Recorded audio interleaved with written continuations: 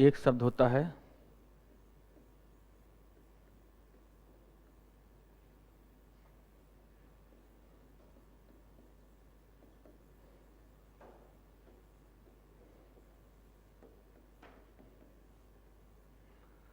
Net demand and term liabilities.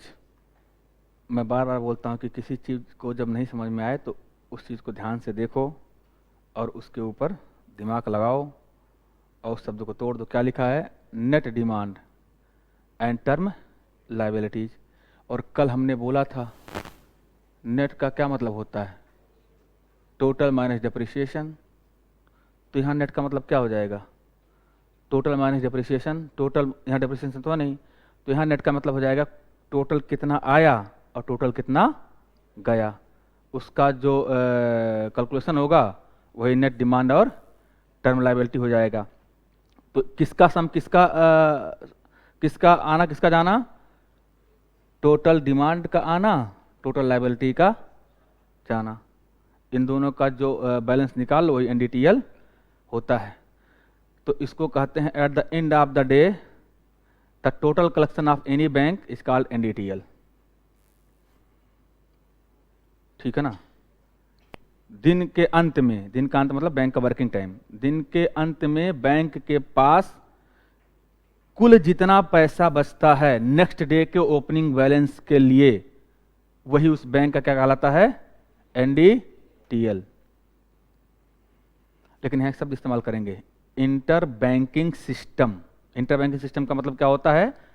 Banking our में होने वाले सारे जितने भी वर्क हैं उनको इंटर बैंकिंग सिस्टम कहते हैं। कि आज दिन भर में बैंक में क्या आया, क्या गया, क्या हुआ, वो सारे इंटर बैंकिंग सिस्टम कहलाते हैं। ठीक है, तो एक बात आपको समझ में आ गई, बहुत गंभीरता समझना, क्योंकि जाके देखोगे एग्जाम में कई बार क्वेश्चन पूछे गए हैं।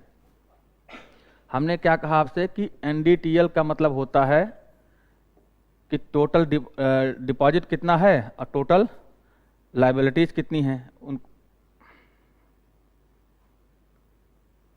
जो डिपॉजिट्स हैं, इसको हटाओ अभी,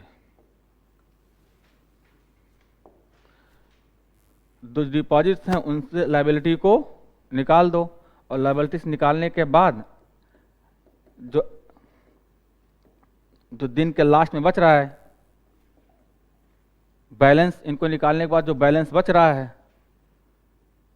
वही बैलेंस क्या है? किसी बैंक का क्या है? एनडीटीएल है। तो आपने कहा कि सर डिपॉजिट, तो डिपॉजिट में हमने क्या कहा? डिमांड डिपॉजिट और टर्म डिपॉजिट। ठीक, डिमांड डिपॉजिट और टर्म डिपॉजिट माइनस लायबिलिटी भी दो तरीके की होती है, डिमांड लायबिलिटी और टर्म लायबिलिटी। ठीक, तो डिमांड डिपॉजिट और term deposit, total deposit minus demand liability term liability, total liability का जो बैलेंस होगा वही क्या कहलाएगा? आपका एनडीटीएल। और हमने क्या कहा है? At the end of the day. तो इसका मतलब एक बात आपको समझ में आ जानी चाहिए, इसका मतलब ये है कि जो एनडीटीएल है उसकी काउंटिंग डेली बेसिस पे की जाती है। डेली बेसिस पे उसकी काउंटिंग की जाती है। इतनी समझ गए? डेली बेसिस पे इसकी काउंटिंग की जाती है, किसकी? एनडीटीएल की। क्लियर है? अब एक छोटे से एग्जांपल से समझाता हूं, क्योंकि इसको समझ गए तो आगे हमारा काम आसान हो जाएगा। ऐसे मान लो शुभांशु हैं,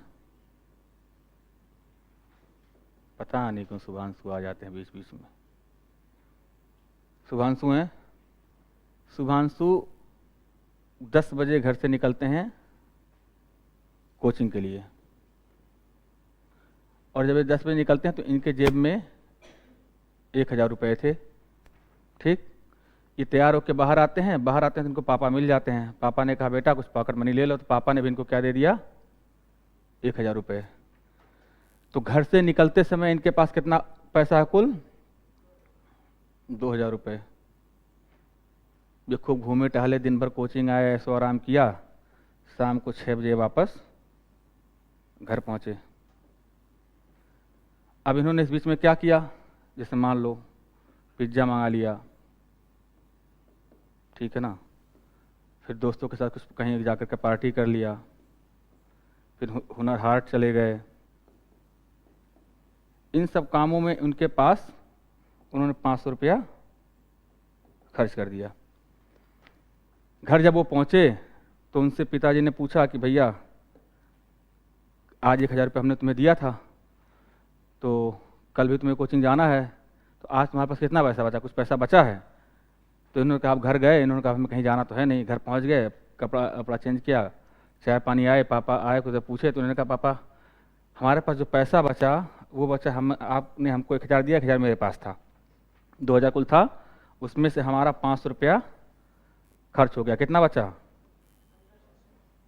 1500 रुपया। यही 1500 रुपया जो है ना, ये शुभांशु का क्या है? NDTL, क्योंकि इसी 1500 से कल इनकी ओपनिंग होगी। ये अलग बात है कल पिताजी 500 रुपया दे देंगे, क्योंकि पिताजी पता है कि 2000 मेंटेन करना है। तो क्या है ये? 1500 रुपया इनका NDTL हो गया। अब जहाँ जहाँ शुभांशु लिखे हो वहाँ SBI लिख दो, और जहाँ हुनर हाट लिखे हो वहाँ लिख दो क्या? टर्म लायबिलिटी और डिमांड लायबिलिटी। और जहाँ 1000 लिखे वहाँ लिख दो डिमांड डिपॉजिट और टर्म डिपॉजिट। तो डिमांड डिपॉजिट, टर्म डिपॉजिट कितना? 2000। लायबिलिटीज कितनी हुई? 500।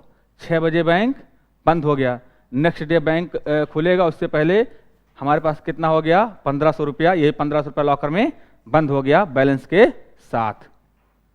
क्लियर है? समझ गए आप? तो पहला कॉन्सेप्ट यहाँ पकड़ लो कि NDTL क्या है? बैलेंस है किसका? किसी बैंक के दिन भर के काम का। दूसरी बात आपको हो गई कि इसमें डिमांड और लायबिलिटी का सारा खेल है। और तीसरा जो महत्वपूर्ण आपको पकड़ना है वो ये है कि ये डेली बेसिस पे काउंट की जाती है।